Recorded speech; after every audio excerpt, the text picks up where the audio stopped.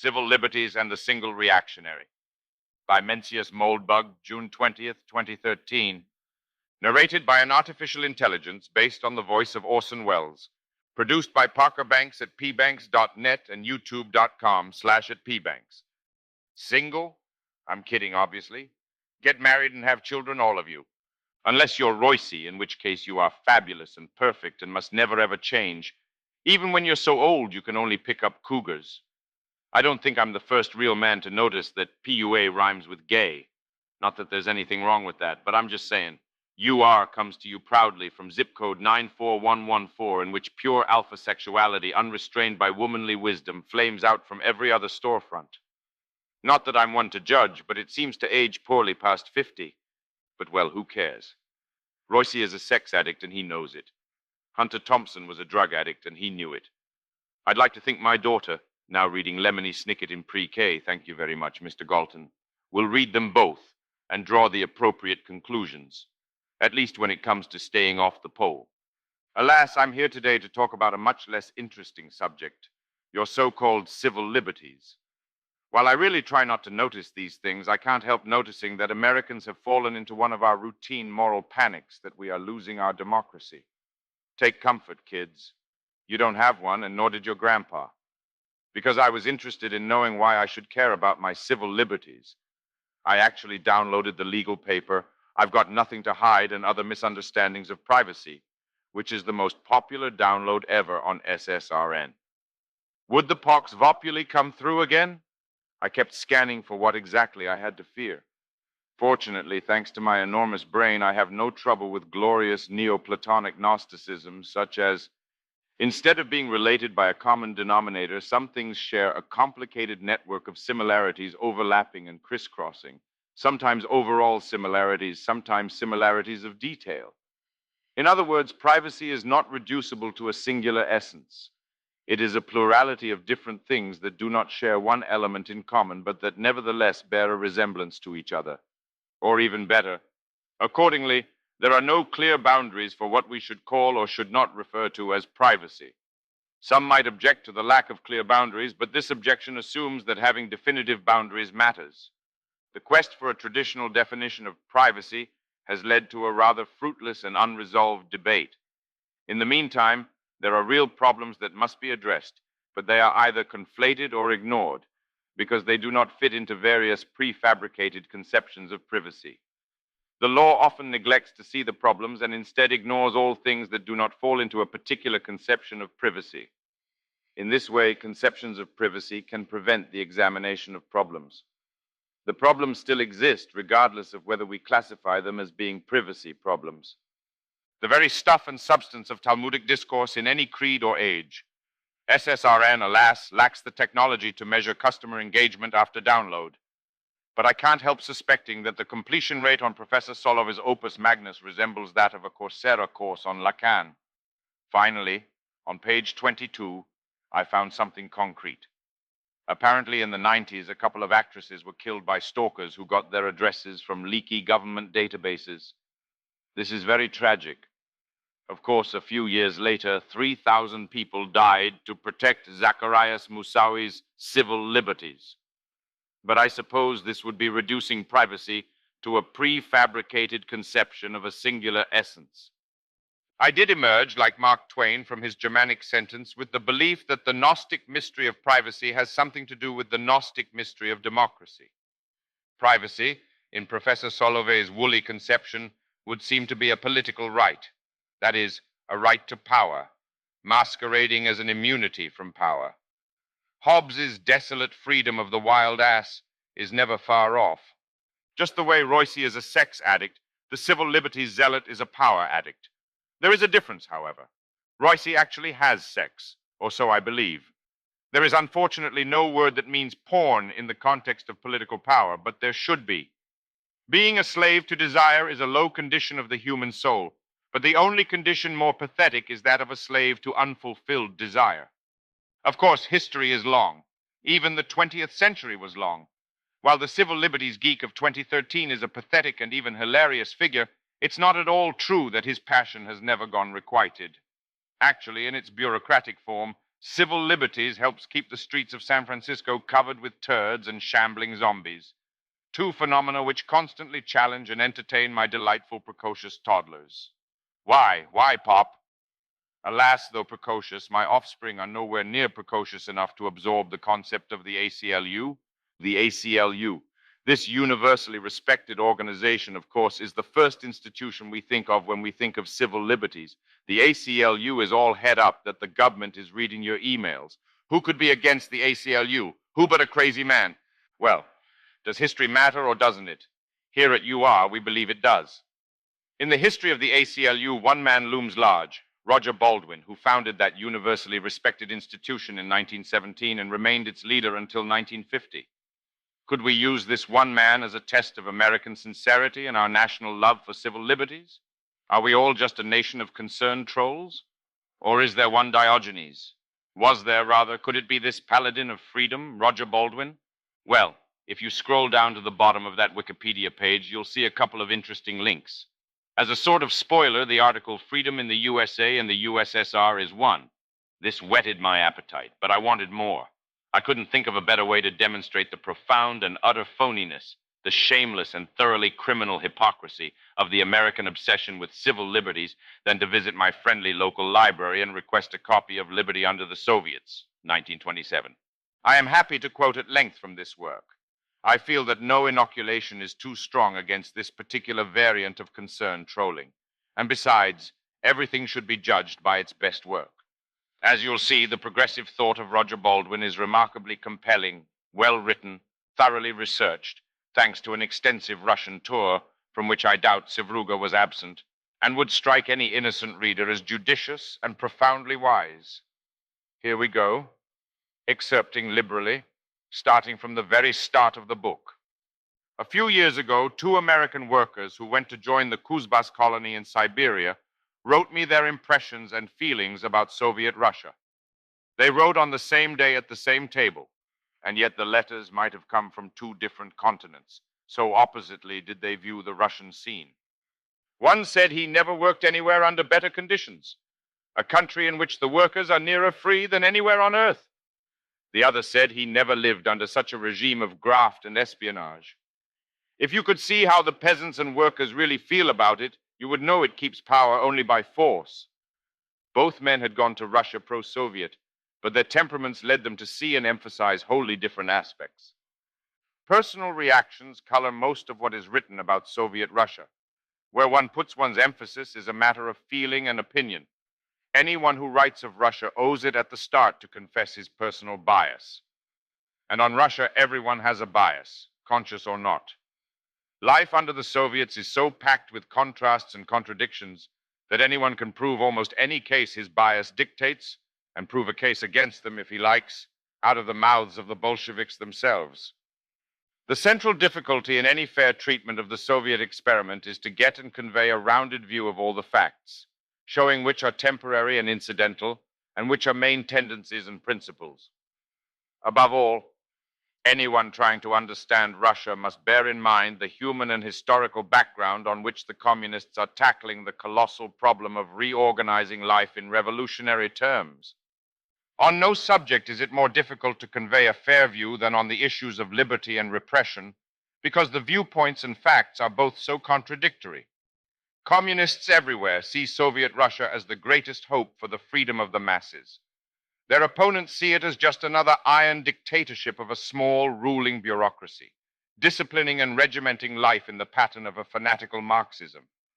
The objective truth, which must appraise both views, is hard to get in focus, even with agreed facts. And even the facts are hard to state fairly, as witness the violent disagreement on them between the communist majority and the Trotsky opposition. The difficulty is not so much that facts are disputed, as that they are so diverse you can take your pick to suit your contentions.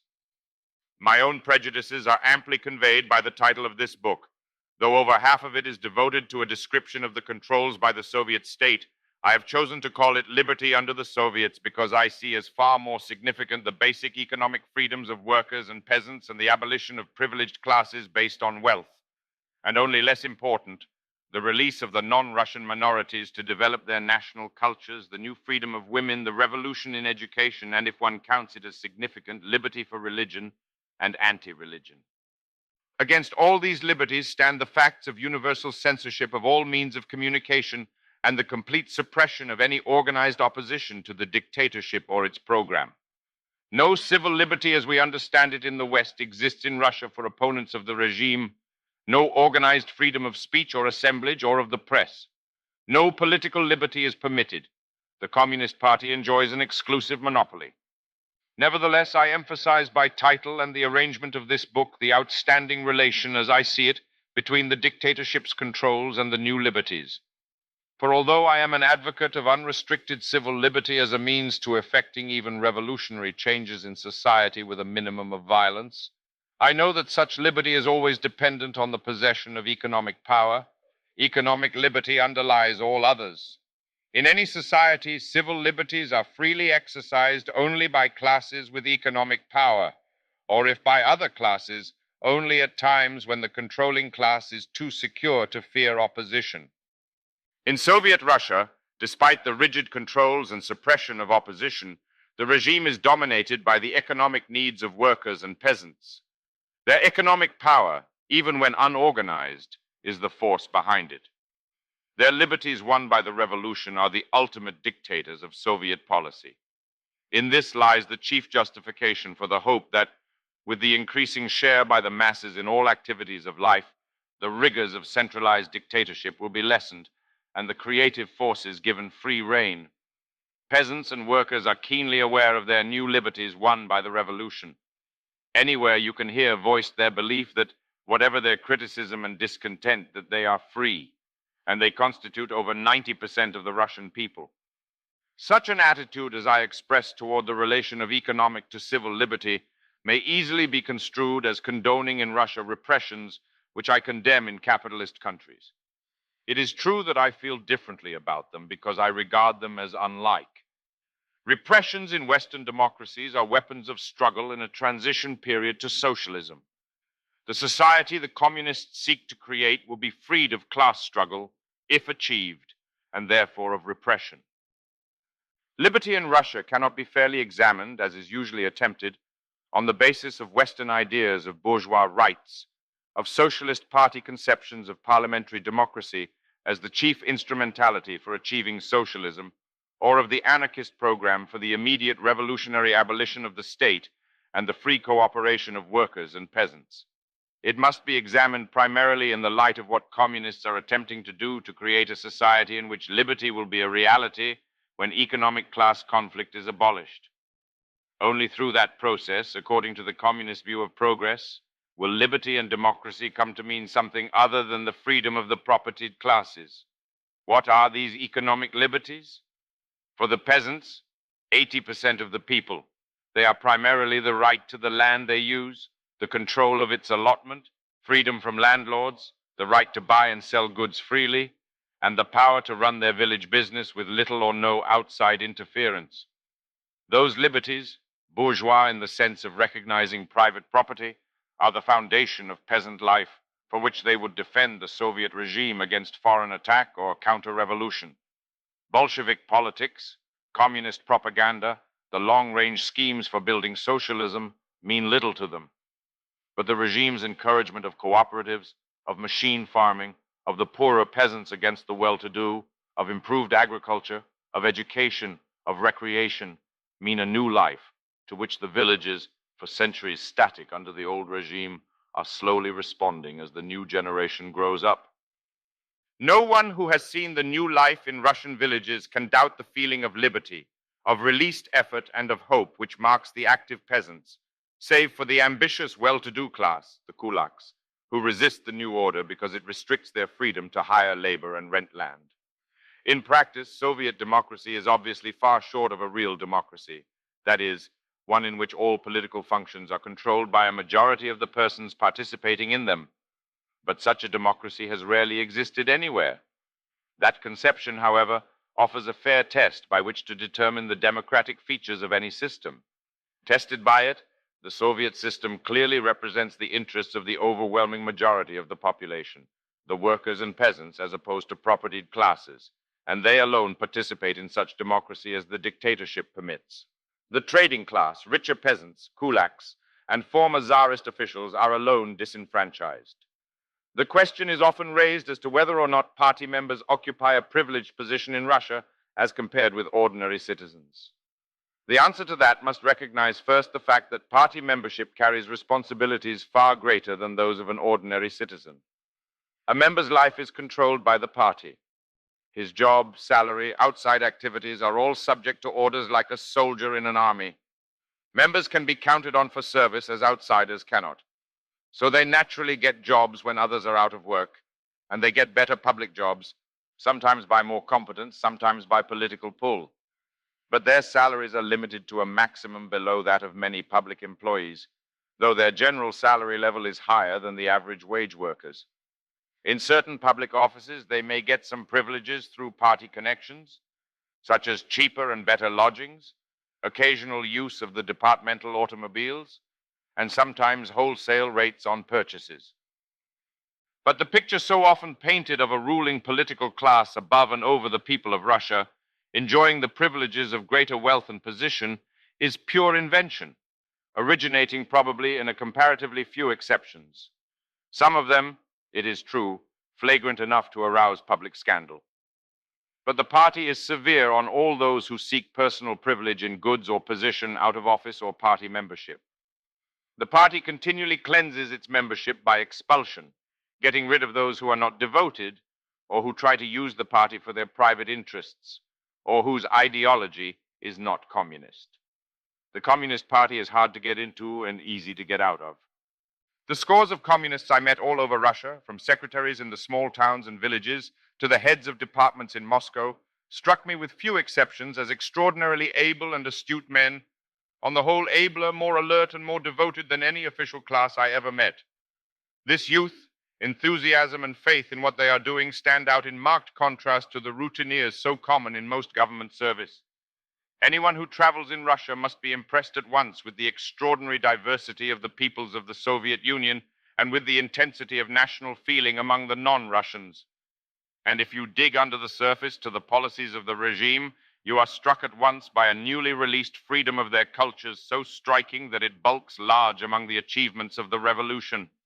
Racial prejudice or discrimination of any sort on account of race is fought by law and propaganda.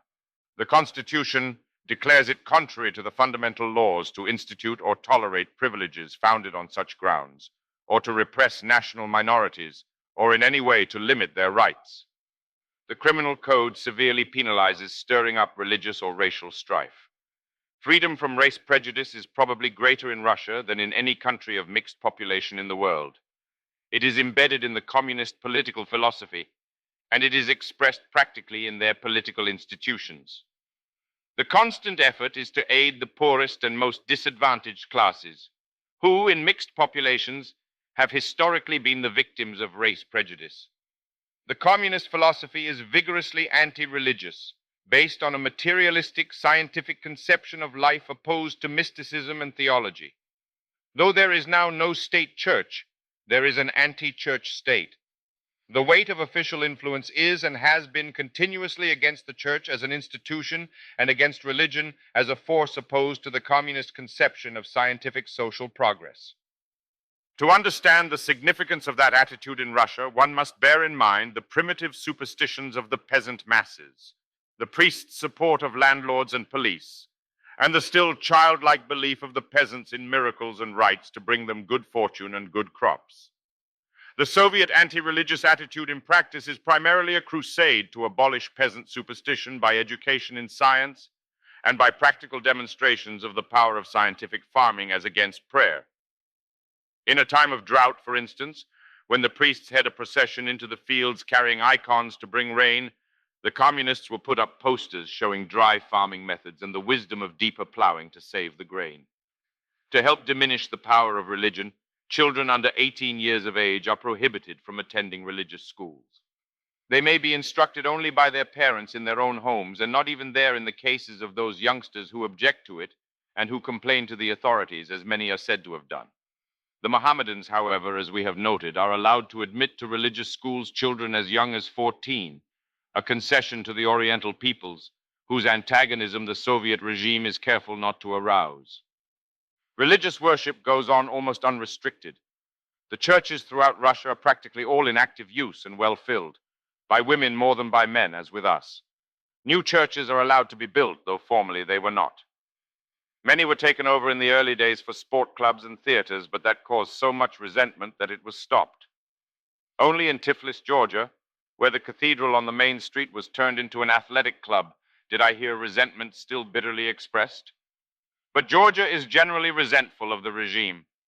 Everywhere I went in Russian prisons, I found long-haired, long-bearded priests still wearing their robes, some in for common crimes, most for political offenses dating chiefly from the time of the seizures of church treasures.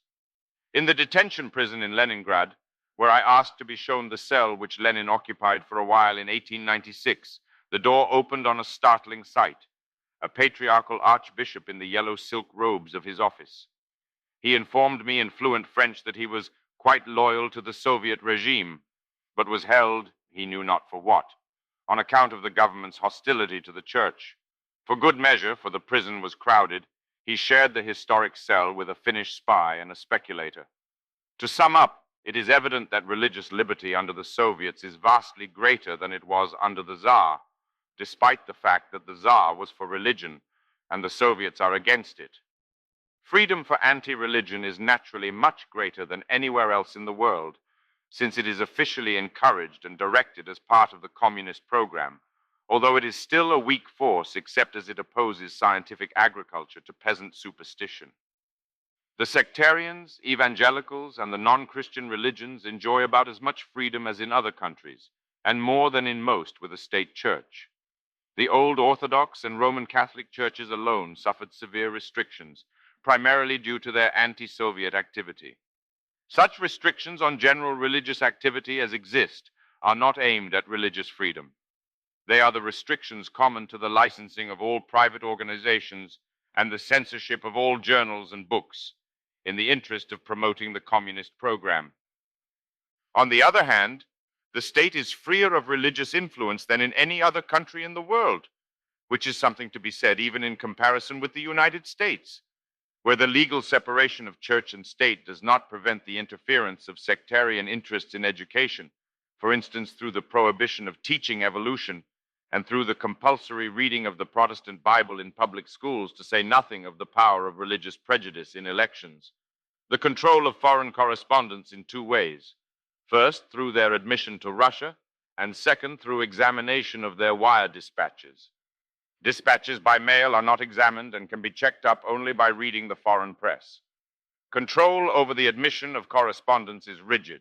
Correspondents of hostile papers are not admitted, nor are hostile correspondents of papers whose fair representatives might be admitted. A hostile paper is one which is regarded as systematically misrepresenting conditions in Soviet Russia.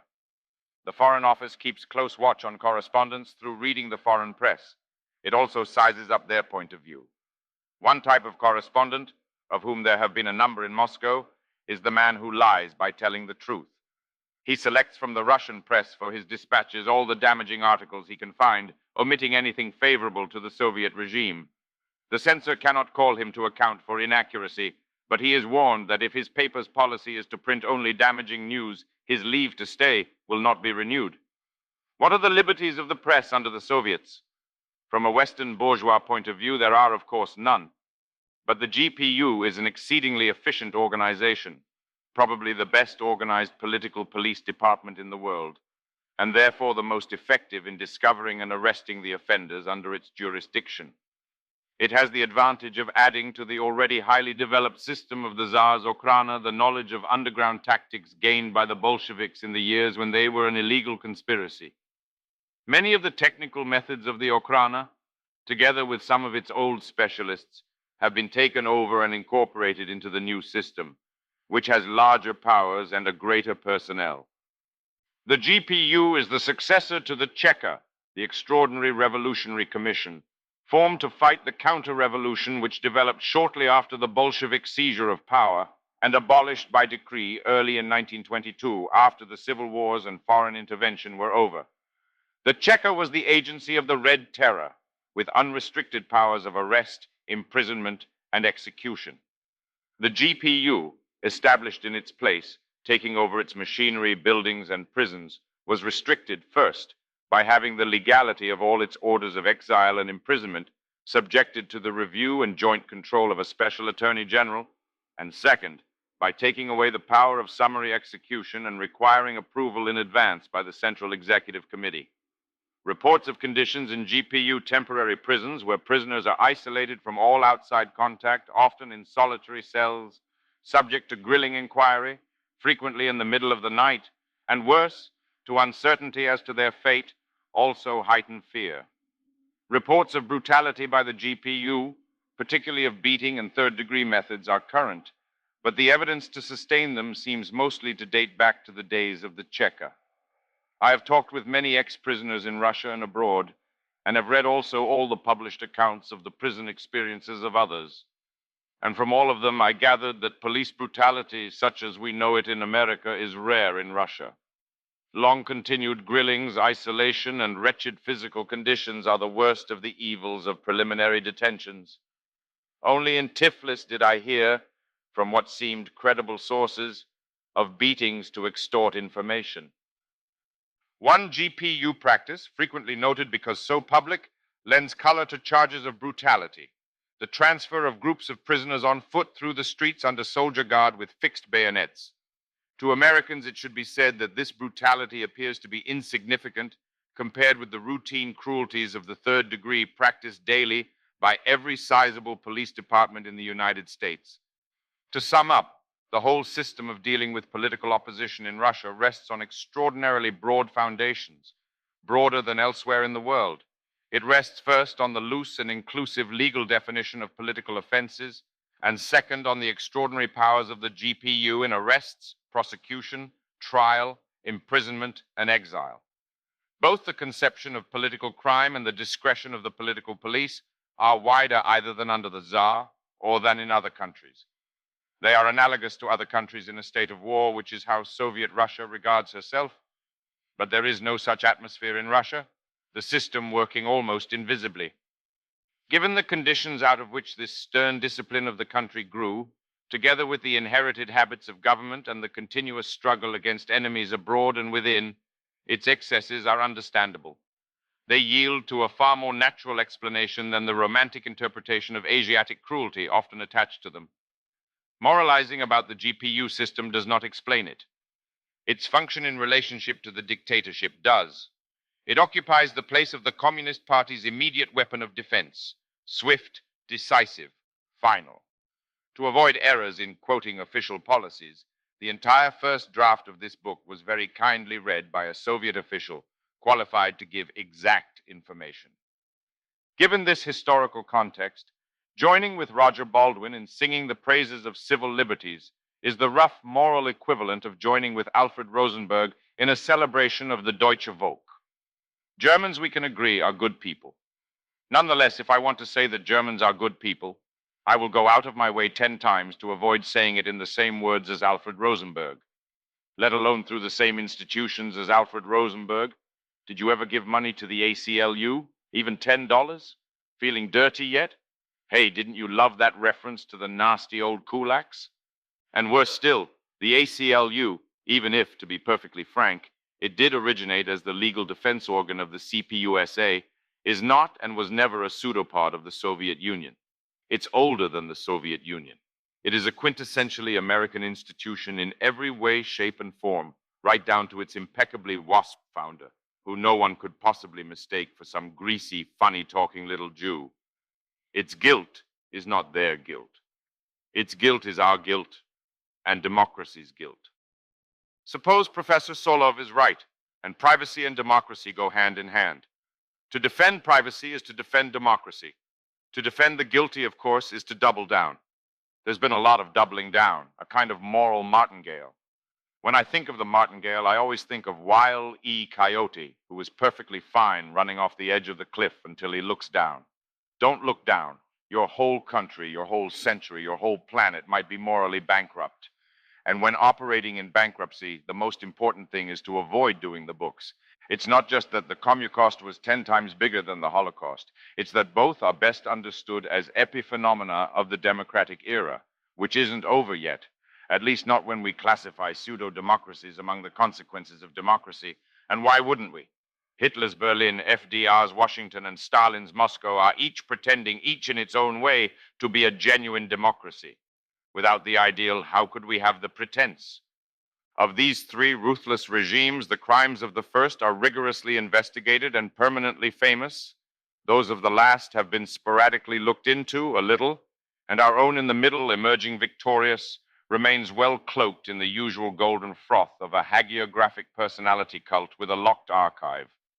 Indeed, until the American, British, and Soviet archives are fully opened and the inevitable gaps charted, no intelligence quality history of the 20th century can be written, which means no history worth reading and certainly none worth believing in.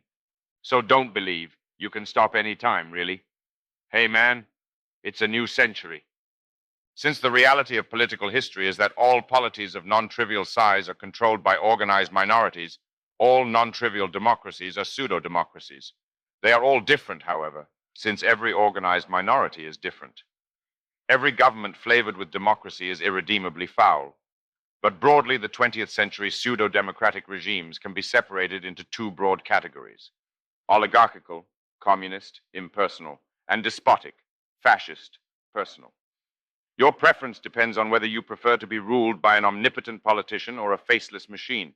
There is no difficulty in classifying the USG or any other major modern government. They are all oligarchies. So are we truly guilty? Perhaps this is an out. It is not us, but our rulers, who have committed these terrible collaborations, and by them conquered, of course, the world, leading inexorably to our present national position of global leadership, not at all to be confused with world domination. The question of whether the voting community is an active participant or a passive part in this machine is an empirical one. It is, of course, much easier for the community to be an active participant in a fascist regime where individual politicians take actual power as a consequence of their personal support, although once they attain that power, they can build the usual apparatus to manufacture consent. Thus, in a sense, fascism is the more democratic form, but only in a sense. In an oligarchical regime, public opinion is always an effect rather than a cause. It still matters, but only in the sense that some effects cannot be caused. But the power of the machine is always increasing. Few in the Reagan era could have imagined that in the lives of their grown children, most Americans would come to regard gay marriage as an essential civil right. Why did this happen? Because the ruling class is sovereign not just politically, but also intellectually. What it believes, everyone comes to believe, and is horrified that previous generations somehow failed to believe. Through the 20th century, America was always the leading communist power, but no form is pure. All these regimes are exquisitely vile, and they have no hesitation in sharing syringes. The USSR, of course, was run by a party organized on ultra-fascist, despotic lines. And by our good communist standards of the early 21st century, early 20th century America, Roger Baldwin's America no less, looks fascist in many ways. Racism, nativism, classism, and just plain domination are everywhere in sight. Unimaginable sexual prudery is universal, with many perfectly comely young women not learning proper fellatio technique until high school or even college.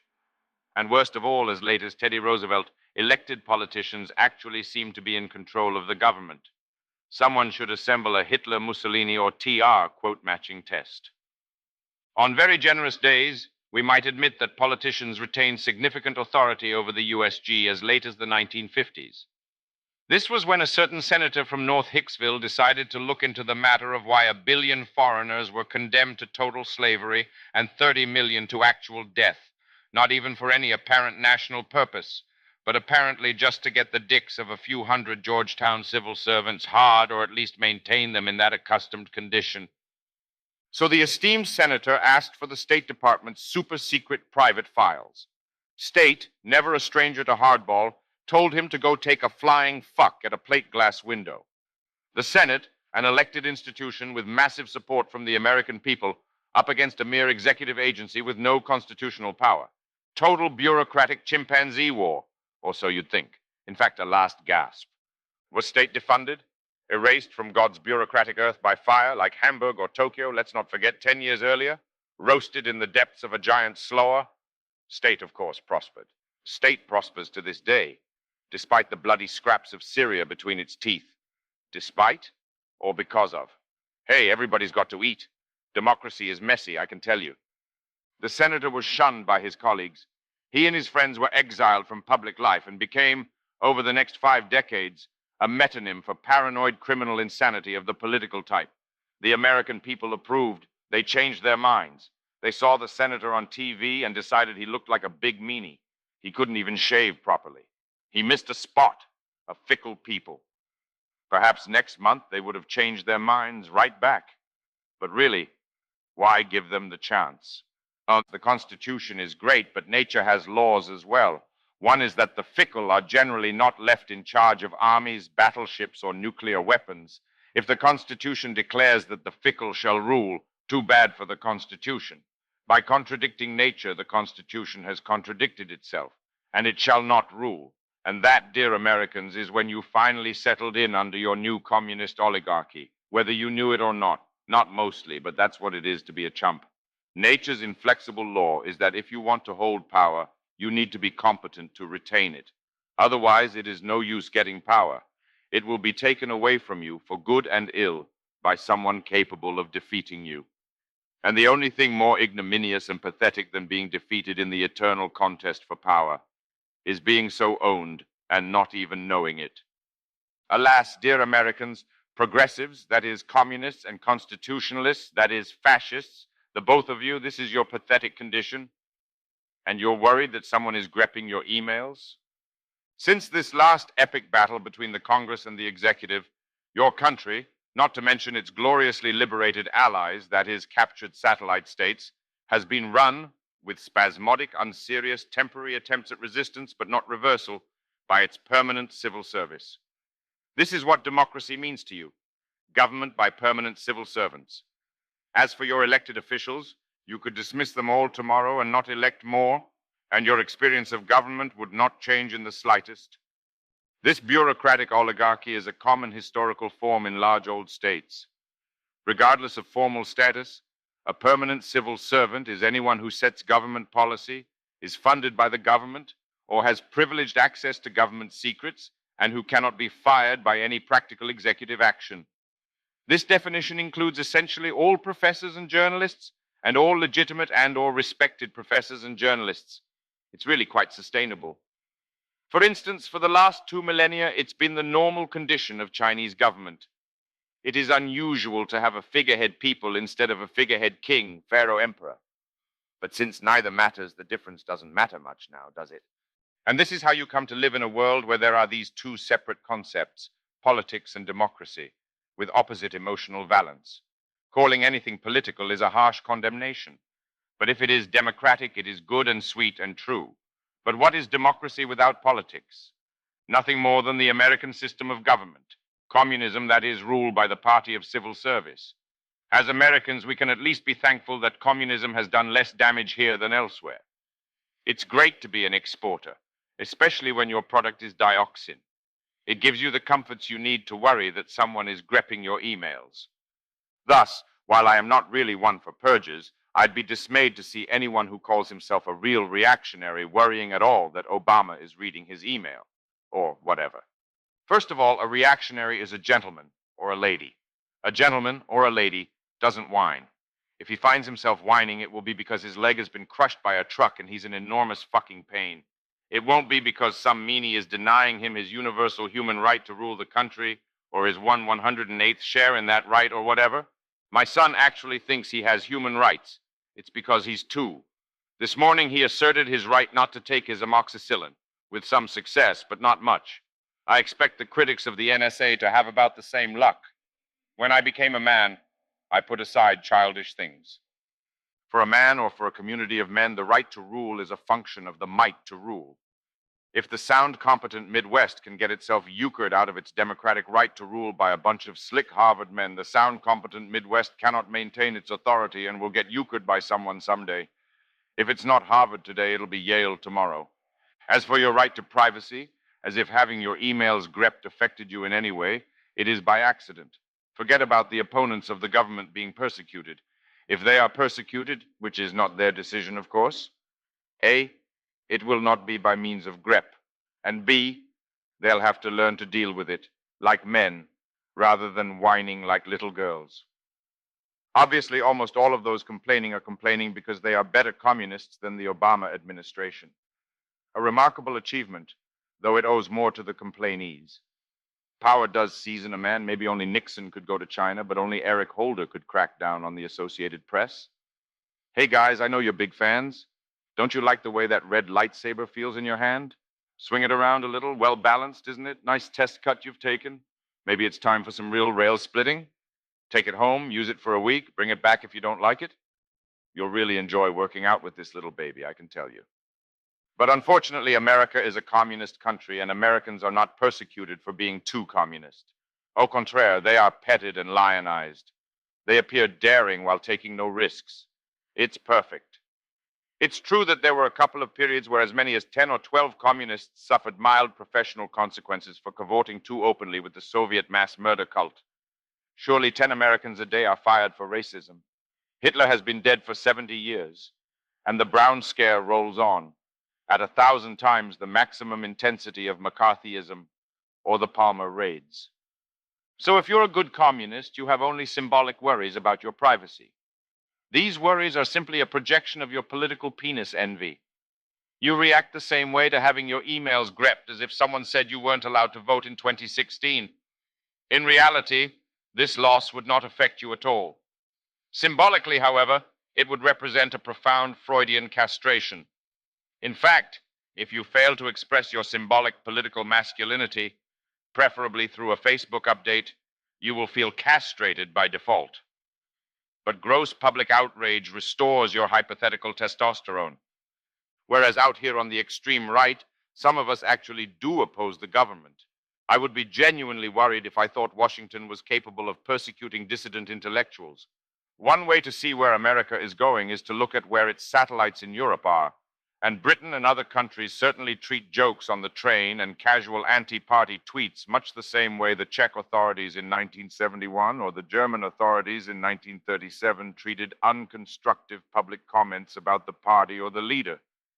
But really, these fools are easy targets. Yo, don't be an easy target. Don't blow shit up and don't try to found any tax-exempt organizations, and you ought to be fine.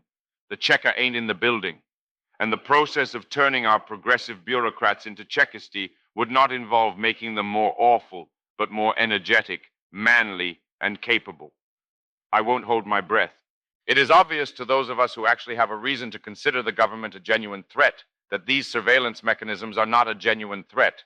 Rather, they are designed, probably not very well, to do the job they are supposedly doing, which is a hard job and really can't be done well. A prudently governed nation would not need to record everyone's phone calls and emails.